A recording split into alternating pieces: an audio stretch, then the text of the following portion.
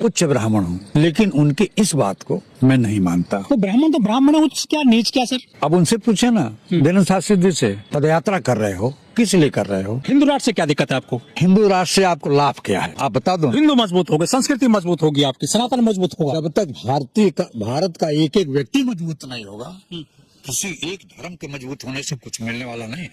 भारत का एक एक व्यक्ति मजबूत होना चाहिए। जो संविधान कहता है कि हमारा संविधान हिंदुस्तान के जो सबसे पीछे है, उसको लाभ मिलना चाहिए। हम उस संविधान को मानते हैं, हम इनके आडंबर को नहीं मानते। हिंदू राष्ट्र नहीं चाहिए आपको? हिंदू राष्ट्र बनने का सवाल ही नहीं उठता। हिंदू राष्ट्र न बना है, बना था, न बनेगा। सेकुलरिज्म यहाँ चलेगा। यहाँ सभी धर्म संप्रदाय, विभिन्न जातियों, विभिन्न धर्मों का देश है। ऐसे बहुत सारे बाबा आए और चले गए, वो हिंदू राष्ट्र बना रहे थे, सनातन राष्ट्र बना रहे थे, लेकिन उनको कामयाबी नहीं मिली।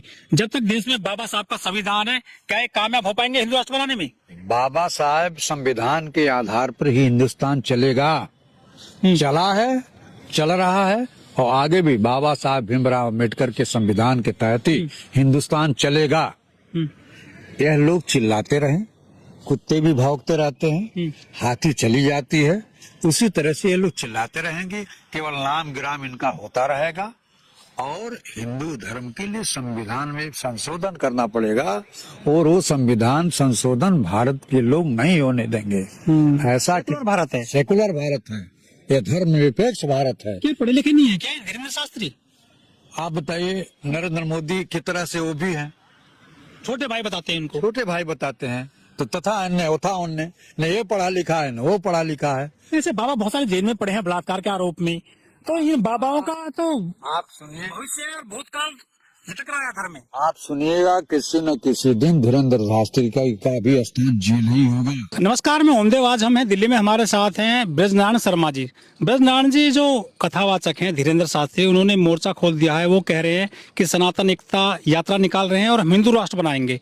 वो जो हिंदू राष्ट्र बनाने निकले हैं, वो जो कथावाचक हैं धीरेन्द्र शास्त्री, उनकी इस यात्रा को आप किस तरह देखते हैं? देखिए, हिंदू राष्ट्र हिंदुस्तान में नहीं चल सकता है। इसलिए नहीं चल सकता है कि यहाँ विभिन्न जातियों, विभिन्न धर्मों, विभिन्न संप्रदायों, विभिन्न भाषा बोलने वाले लोगों का हिंदुस्तान है।